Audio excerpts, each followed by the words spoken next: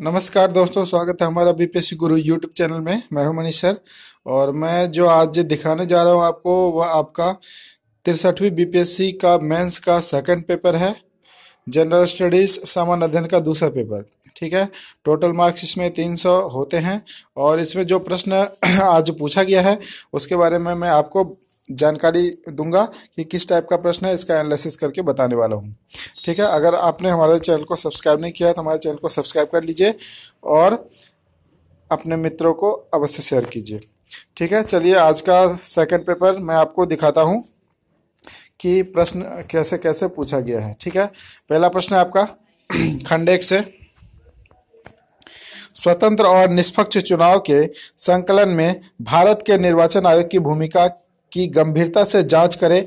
इस संबंध में चुनावी पहचान पत्र किस उद्देश्य से कार्य करता है। ठीक है, इसका डिटेल करना है आप लोगों को। टोटल 38 अंक इसमें आपको दिए गए हैं और उम्मीद है कि जो भी कैंडिडेट हमारे ग्रुप से लगा रहे हैं और वह अच्छे से लिखे होंगे। ये अच्छा प्रश्न है काफ़ी, और चुनाव तो हमेशा इंडिया में चलते ही रहती है, तो जिस कारण से यह हमेशा न्यूज़ में रहता है, तो इसीलिए इस प्रश्न को पूछा गया है। ठीक है, नेक्स्ट अगला प्रश्न है क्या आप सहमत हैं कि भारतीय राजनीति आज मुख्य रूप से वर्णात्मक राजनीति की बजाय विकास राजनीति के आसपास घूमती है। ठीक है, बिहार के संदर्भ में चर्चा करें। ठीक है, बिहार में हाल ही में अपनी पार्टी को बढ़ावा देने के लिए बहुत सारे कार्य किए जाते हैं राजनीतिक पार्टियों के द्वारा। इसके बारे में आपको उल्लेख करना है। ठीक है, तो न्यूज़पेपर से कलेक्ट करके ये सारा कुछ आराम से लिखा जा सकता है। ऐसे प्रश्नों का आंसर करने के लिए आपको डेली बाय डेली न्यूज़ आपको देखना ही पड़ेगा। ठीक है, काफ़ी अच्छा प्रश्न है, बहुत अच्छा प्रश्न है। चलिए तीसरा नंबर का प्रश्न को हम लोग देखते हैं। तीसरा नंबर का प्रश्न क्या है? हाल के दिनों में भारतीय पार्टी की राजनीतिक पर बढ़ते क्षेत्रीय राजनीतिक दलों के प्रभाव क्या है? तीनों का तीनों जो अभी आप तक ने प्रश्न को देखा है वह तीनों प्रश्न आपका करंट अफेयर से जुड़ा हुआ प्रश्न है और राजनीतिक और निर्वाचन आयोग से जुड़ा हुआ प्रश्न है। ठीक है, बहुत ही अच्छा। चलिए नेक्स्ट अगले प्रश्न में आते हैं। चौथा नंबर का प्रश्न है संविधान और संवैधानिकता के बीच क्या अंतर है? भारत के सुप्रीम कोर्ट के द्वारा अनुमोदित मूल संरचना के सिद्धांत के बारे में गंभीरता से जांच करें। ठीक है, अच्छा प्रश्न है। चलिए नेक्स्ट में आते हैं।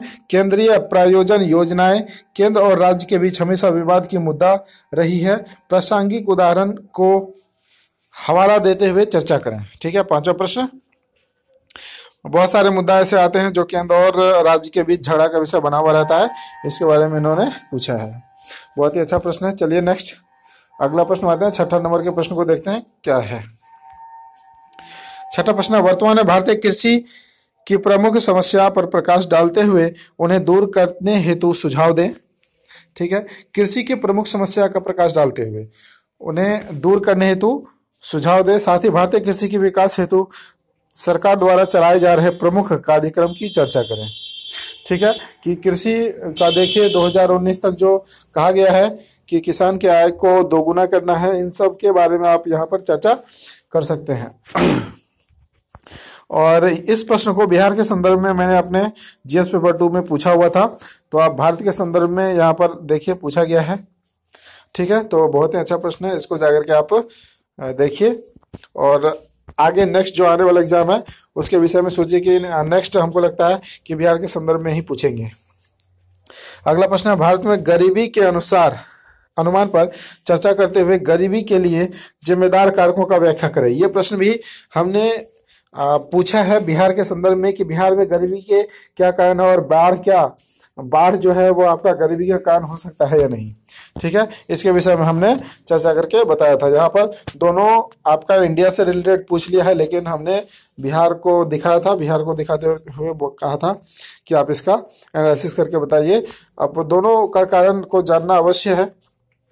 ठीक है, भारत सरकार द्वारा गरीबी दूर करने के लिए कौन कौन से कार्यक्रम चलाए जा रहे हैं इसका भी उल्लेख करने के लिए बताया है। ठीक है, चलिए नेक्स्ट अगला प्रश्न में आते हैं। आठवां प्रश्न को देखते हैं जरा क्या है लिखा हुआ। भारत के प्रमुख बड़े पैमाने के उद्योग भौगोलिक दृष्टि से कुछ विशेष क्षेत्र में ही स्थापित हो पाए हैं। इसके कारण की व्याख्या करें एवं भारत के प्रमुख बुनियादी उद्योगों की व्याख्या करें। ठीक है, काफी अच्छा प्रश्न है, भूगोल से जुड़ा हुआ प्रश्न है। और जिधर भौगोलिक या प्राकृतिक संसाधन उपलब्ध होते हैं उधर ज़्यादा से ज़्यादा उद्योग लगाए जा सकते हैं, लेकिन बिहार में प्राकृतिक संसाधन उपलब्ध नहीं होने के कारण बहुत ज़्यादा फैक्ट्रियां बिहार में नहीं लग पाती है। ठीक है, उत्तर बिहार में तो खासकर बाढ़ का प्रभाव ज़्यादा रहता है, जिसके कारण और भी यहाँ पर फैक्ट्रियाँ नहीं लगाई जा सकती है।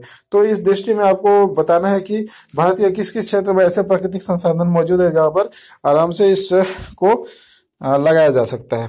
ठीक है, चलिए नेक्स्ट नंबर का प्रश्न में आते हैं। भारत में पाए जाने वाले प्रमुख खनिजों की विस्तार से व्याख्या करें। भारतीय अर्थव्यवस्था के आर्थिक क्षेत्र में इनके योगदान की चर्चा करें, साथ ही भारत की नई खनिज नीति के प्रमुख बातों को बताएं। ठीक है, चलिए नेक्स्ट सेक्शन थर्ड में आते हैं हम लोग। सेक्शन थर्ड का प्रश्न है आपका, बहुत ही अच्छा, सारे के सारे प्रश्न लगभग करंट अफेयर से जुड़े हुए हैं। नाभिकीय ऊर्जा के क्षेत्र में प्रगति हमारे देश के विकास के लिए किस प्रकार से सहायक है, विस्तार से समझाइए। ठीक है, नाभिकीय ऊर्जा किस प्रकार से देश के कुल ऊर्जा के उत्पादन क्षेत्र में सहायक है, चर्चा करें और नाभिकीय ऊर्जा के सकारात्मक एवं नकारात्मक पक्ष को लिखे। नाभिकीय एनर्जी जो है, न्यूक्लियर एनर्जी, हाल फिलहाल में एक तमिलनाडु राज्य में कुडनकुलम परमाणु संयंत्र लगाया गया है और इसमें जो है कि पॉल्यूशन बहुत कम निकलता है। पॉल्यूशन का खतरा तो बिल्कुल नहीं है, लेकिन इसका एक खतरा है कि अगर वह लीक हो जाए तो आसपास के गांव को खतरा बढ़ जाता है। ठीक है, इसीलिए इसका नकारात्मक और सकारात्मक दोनों पक्ष को आप आराम से इसके बारे में लिख सकते हैं, क्योंकि पॉल्यूशन अभी जो है कि बहुत ही ज़्यादा बढ़ रही है। पूरे विश्व की अगर बात करें तो भारत में भी बहुत ज़्यादा ताप विद्युत परियोजना वाला बहुत सारा है, जिसके कारण पॉल्यूशन बहुत ही ज़्यादा बढ़ती जा रही है। इसीलिए नाभिकीय ऊर्जा पर और सोलर वाले ऊर्जा पर ज़्यादा जोर दिया जा रहा है सरकार के द्वारा। ठीक है, और सोलर ऊर्जा की अगर बात करें तो हाल ही में आयशा इंटरनेशनल सोलर एजेंसी का मुख्यालय हरियाणा में बनाया गया है। ठीक है, चलिए नेक्स्ट अगले प्रश्न में आते हैं। 11वां नंबर का प्रश्न है, उपग्रह को अंतरिक्ष में स्थापित करने के क्षेत्र में भारत ने क्या प्रगति की है। ठीक है, पिछली बार भी इसरो की उपलब्धियां के बारे में पूछा गया था प्रश्न। देखिए, फिर उसी टाइप का प्रश्न एक और भी पूछ लिया है नेक्स्ट एग्जाम में इस बार।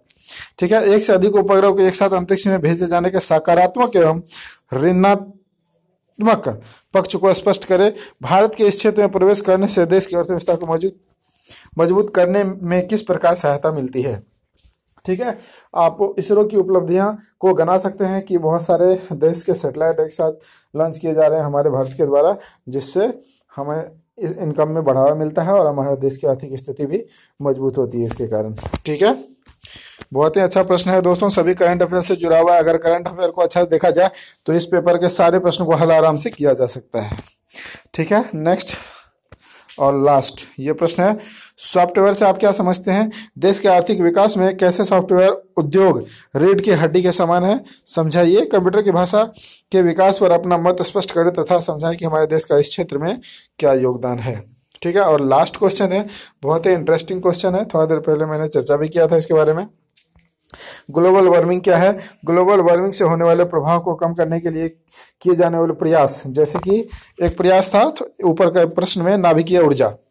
ठीक है, भारत का क्या योगदान है। निकट भविष्य में पूरा विश्व इस ग्रह के मानव के द्वारा की जाने वाली गलतियों के कारण पानी में डूब जाएगा। ठीक है, उक्त कथन पर अपने विचार स्पष्ट करें। ठीक है, ग्लोबल वार्मिंग जिस तरह से बढ़ता हुआ जा रहा है, सारे बर्फ और ग्लेशियर पिघलते जा रहे हैं, जिससे समुद्र का लेयर बढ़ता जा रहा है और आसपास की जितने भी जमीन है वह समुद्र के अंदर ढकता जा रहा है। ठीक है, तो ये क्या कारण है, इसको अपने विचार में क्या है स्पष्ट करने के लिए। ठीक है, बहुत ही अच्छा प्रश्न है सभी के सभी।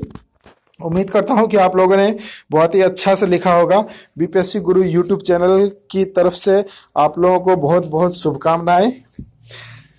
चलिए, आपने इस वीडियो को देखा, थैंक्स यू वेरी मच, और साथ ही इसको शेयर कर दीजिए मित्रों के साथ, एक दूसरे की हेल्प कीजिए। अगर आप भी बीपीएससी मेंस का टेस्ट या पीटी का टेस्ट लगाना चाहते हैं तो आप हमारे व्हाट्सएप से जुड़कर टेस्ट लगा सकते हैं।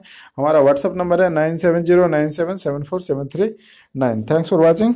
आपका दिन शुभ हो। धन्यवाद।